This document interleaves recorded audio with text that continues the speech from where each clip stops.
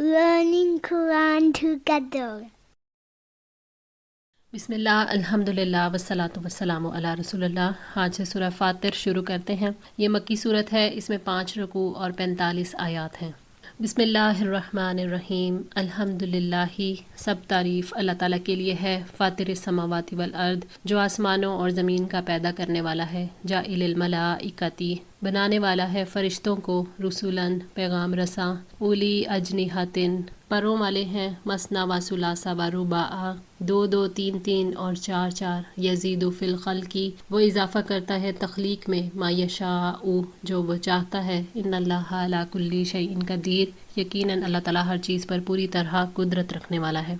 اللہ تعالیٰ نے اپنی ذات کی حمد بیان کی ہے کہ اس نے اپنی قدرت کے کمال سے بغیر کسی نمونے کے زمین اور آسمان ایجاد کیے۔ اس نے اپنی حکمت سے اس میں ساری مخلوقات کو پیدا کیا۔ اس کا اقتدار وسعت والا ہے، وہ اپنے علم سے پوری کائنات کا احاطہ کیے ہوئے ہے۔ حمد اس ذات کے لیے ہے جو فرشتوں کو پیغام رساں بنا کر انبیاء کے پاس بھیجتا ہے تاکہ وہ تیزی سے پیغام رسانی کر سکیں۔ فرشتے اللہ تعالیٰ کی مکمل اطاعت کرتے ہیں، نافرمانی نہیں کرتے، کائنات کے معاملات کی تدبیر اللہ تعالیٰ کے حکم کے مطابق کرتے ہیں، اس لیے ان کی رفتار کی تیزی اور ان کی قوت کا ذکر فرمایا۔ اللہ تعالیٰ نے اپنی حکمت سے اور ان کی ضرورت کے مطابق 2 2 3 3 اور 4 4 ان کو پر عطا کر رکھے ہیں۔ حضرت عبداللہ بن مسعود رضی اللہ تعالیٰ عنہ بیان کرتے ہیں کہ نبی صلی اللہ علیہ وآلہ وسلم نے جبریل علیہ السلام کو ان کی اصلی صورت میں دیکھا تھا، ان کے 600 پر تھے۔ صحیح بخاری 3232۔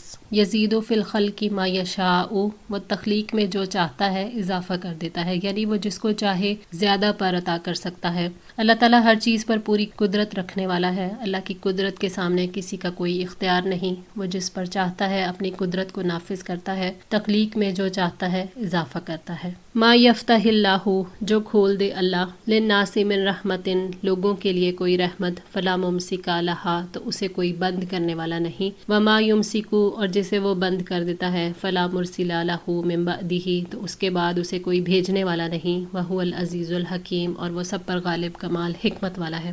اللہ تعالیٰ اس کائنات کی تدبیر کرتا ہے، اس کا کوئی شریک نہیں، وہی عطا کرتا ہے، وہی محروم کر دیتا ہے، اس کی عطا کو کوئی روک نہیں سکتا، اور جس سے وہ روک دے اسے کوئی دے نہیں سکتا، وہ اکیلا ہی سارے اختیار کا مالک ہے۔ اللہ تعالیٰ ہی دینے والا اور روکنے والا ہے، اور بندہ محتاج ہے، اس لیے بندے کو اسی کو پکارنا چاہیے اور صرف اسی سے ڈرنا چاہیے اور اسی سے امید باندھنی چاہیے۔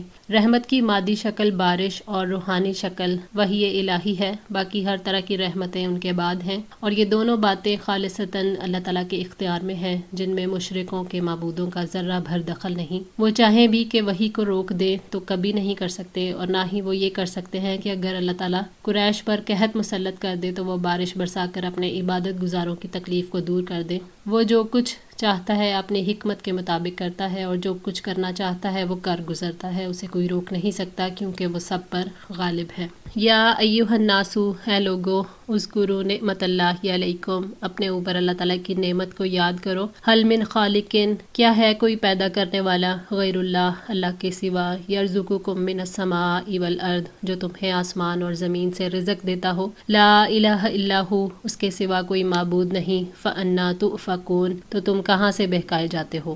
اللہ تعالیٰ نے حکم دیا ہے کہ ان نعمتوں کو یاد کریں جو اللہ تعالیٰ نے آپ کو دی ہیں، دل سے ان نعمتوں کا اعتراف کریں، زبان سے اس کی حمد کریں، اور اعزاز سے اطاعت کر کے اس کا شکر ادا کریں۔ اللہ تعالیٰ ہی خالق ہے، وہی پیدا کرتا ہے، رزق دیتا ہے۔ اللہ تعالیٰ نے خالص توحید اور عبادت کی دلیل دی ہے کہ جس طرح پیدا کرنے اور روزی دینے میں اس کا کوئی شریک نہیں، ایسے ہی عبادت میں بھی اس کا کوئی شریک نہیں ہونا چاہیے۔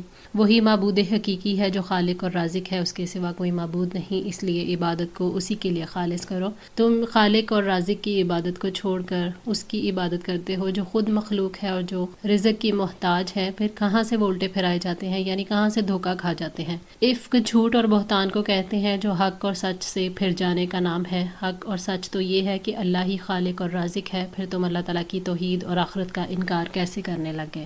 وَأَن يُكَذِّبُوكَ، اور اگر وہ آپ کو جھٹلاتے ہیں، فَقَدْ كُذِّبَتْ رُسُلٌ مِّن قَبْلِكَ، تو بلا شبہ آپ سے پہلے بھی بہت سے رسول رسول جھٹلائے گئے، وَإِلَى اللَّهِ تُرْجَعُ الْأُمُورُ، اور سارے کام اللہ تعالیٰ کی طرف ہی لوٹائے جاتے ہیں۔ یعنی آج اگر مشرک آپ کو جھٹلائیں اور توحید کی مخالفت کریں تو یہ تعجب کی بات نہیں ہے، کیونکہ آپ سے پہلے رسولوں کی مثالیں موجود ہیں، ان کی قوموں نے بھی توحید کے پیغام اور واضح معجزات کو جھٹلا دیا اور ان کی مخالفت کی۔ ان تمام معاملات نے اور تمام کاموں نے اللہ تعالیٰ ہی کی طرف لوٹنا ہے اور وہ سب کو قرار واقعی سزا دے گا۔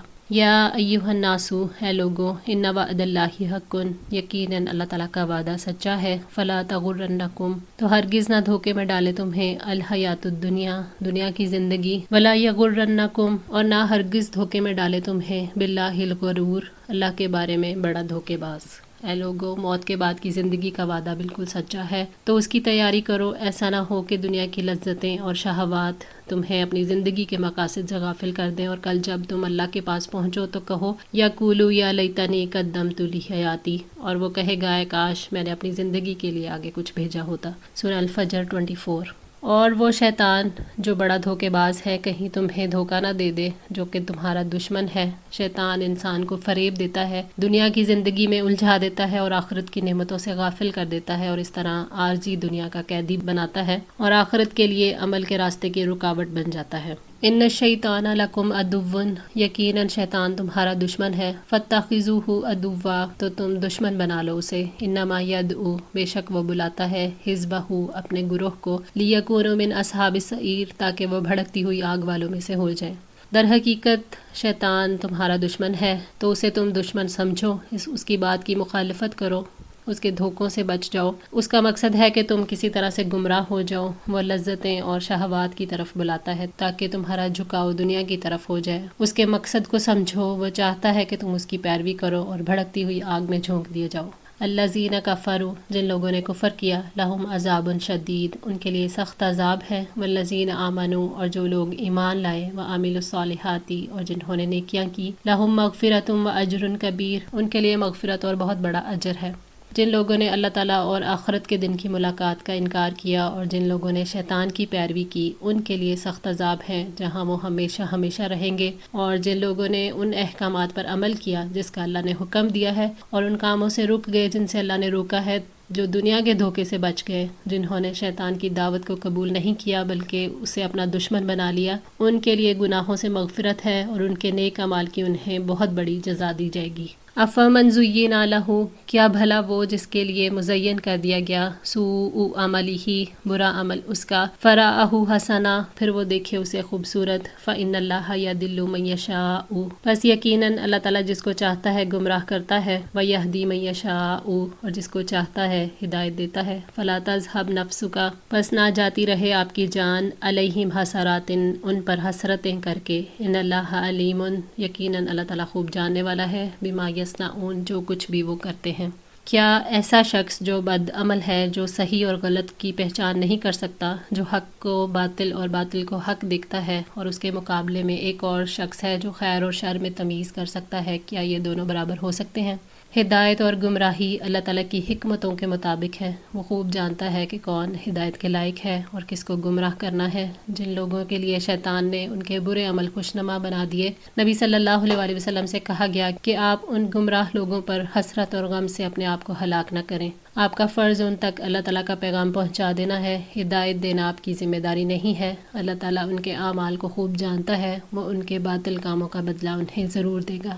واللہ الذی، اور اللہ تعالیٰ وہی ہے جس نے ارسل الریاح، ہواؤں کو بھیجا، فتثیر سحابا، تو وہ اٹھاتی ہیں بادل، فسکناہ، پھر چلاتے ہیں ہم اسے، الی بلد میت، ایک مردہ شہر کی طرف، فاحیینا بہ الارض بعد موتہا، پھر زندہ کرتے ہیں ہم اس کے ساتھ زمین کو اس کی موت کے بعد، کذالک النشور، اسی طرح ہوگا اٹھایا جانا۔ اللہ تعالیٰ نے زمین کی زندگی سے موت کے بعد کی زندگی پر دلیل دی ہے کہ دیکھو زمین خشک ہے، اس میں زندگی کا کوئی نشان تک نہیں ہے۔ اللہ تعالیٰ اپنے حکم سے ہواؤں کو بھیجتا ہے اور پھر زمین کو بارش کے ذریعے زندہ کرتا ہے۔ وہی زمین جہاں خاک اڑ رہی تھی، جہاں زندگی کا کوئی نشان نہیں تھا، اب سرسبز و شاداب ہو گئی، لہلہانے لگی۔ اسی طرح سے انسان بھی دوبارہ پیدا ہو جائیں گے۔ جیسے زمین کی زندگی پر تمہیں کوئی شک نہیں، ایسے ہی کل موت کے بعد بھی زندگی ہوگی، اس میں بھی تمہیں کوئی شک نہیں نہیں ہونا چاہیے۔ اللہ تعالیٰ تمہارے جسموں کو جب زندگی دینا چاہے گا تو ایک بارش برسائے گا اور تمام انسانوں کے جسم اسی طرح اپنی قبروں میں پیدا ہو جائیں گے جیسے آج زمین میں دانہ بوئیں تو اگ آتا ہے۔ حضرت ابو ہریرہ رضی اللہ تعالیٰ عنہ بیان کرتے ہیں کہ نبی صلی اللہ علیہ وآلہ وسلم نے فرمایا، ابن آدم تمام گل سڑ جاتا ہے لیکن اس کی ریڑھ کی ہڈی نہیں سڑتی، اسی سے اسے پیدا کیا گیا ہے اور اسی سے دوبارہ ترکیب دیا جائے گا۔ صحیح بخاری 4814۔ من کانا یرید العزت، جو عزت کا ارادہ رکھتا ہو، فللہ العزت جمیعا، تو ساری کی ساری عزت اللہ تعالیٰ کے لیے ہے۔ یعنی جو شخص بھی عزت کا طلبگار ہے تو اسے عزت اس ہستی سے مانگنی چاہیے جس کے ہاتھ میں ساری عزت ہے۔ عزت کی طلب ہے تو اللہ تعالیٰ کی اطاعت کے لیے بھاگ دوڑ کرو، وہ دنیا میں بھی عزت دے گا اور آخرت میں بھی۔ الیہ یصعد، اسی کی طرف چڑھتی ہے، الکلم الطیب، پاکیزہ بات، والعمل الصالح، اور نیک عمل، یرفعہ، اس کو بلند کرتا ہے۔ پاکیزہ اور طیب کلمات اللہ تعالیٰ کی طرف چڑھتے ہیں، یعنی اللہ تعالیٰ کا ذکر، تلاوت قرآن وغیرہ۔ اسی طرح نیکی کے کاموں کو بھی اللہ تعالیٰ اپنی طرف بلند کرتا ہے۔ حضرت ابو ہریرہ رضی اللہ تعالیٰ عنہ نے کہا کہ نبی صلی اللہ علیہ وآلہ وسلم نے فرمایا، یکے بعد دیگرے تمہارے پاس رات اور دن کے فرشتے آتے رہتے ہیں اور یہ عصر اور فجر کی نماز میں جمع ہوتے ہیں، پھر وہ اوپر چڑھتے ہیں۔ جنہوں نے رات تمہارے ساتھ گزاری ہوتی ہے، پھر اللہ تعالیٰ تمہارے بارے میں ان سے پوچھتا ہے، حالانکہ اسے تمہاری خوب خبر ہوتی ہے، پوچھتا ہے کہ میرے بندوں کو تم نے کس حال میں چھوڑا؟ وہ کہتے ہیں کہ ہم نے اس حال میں چھوڑا کہ وہ نماز پڑھ رہے تھے۔ صحیح بخاری 7429۔ والذین یمکرون السیئات، اور وہ جو مکر کرتے ہیں برے، لہم عذاب شدید، ان کے لیے سخت عذاب ہے، ومکر اولئک، اور مکر ان لوگوں کا، ہوا یبور، وہ تباہ ہو جائے گا۔ یعنی جو ریاکار لوگوں کو دکھانے کے لیے بظاہر نیک عمل کرتے ہیں، کیونکہ ان کے عمل خلوص سے خالی ہیں اس لیے ان کے منہ پر مارے جاتے ہیں۔ برے اعمال کرنے والا اپنے اعمال کے ذریعے بلند ہونا چاہتا ہے، اور جو چالیں چلتا ہے اور جو سازشیں کرتا ہے اس کا مکر اسی پر الٹ جاتا ہے اور اسے پستی کے سوا کچھ حاصل نہیں ہوتا۔ اسے سخت عذاب دیا جائے گا، ان کا فریب بکھر جائے گا، ان کی سازشیں اور چالیں انہیں کوئی فائدہ نہیں دیں گی۔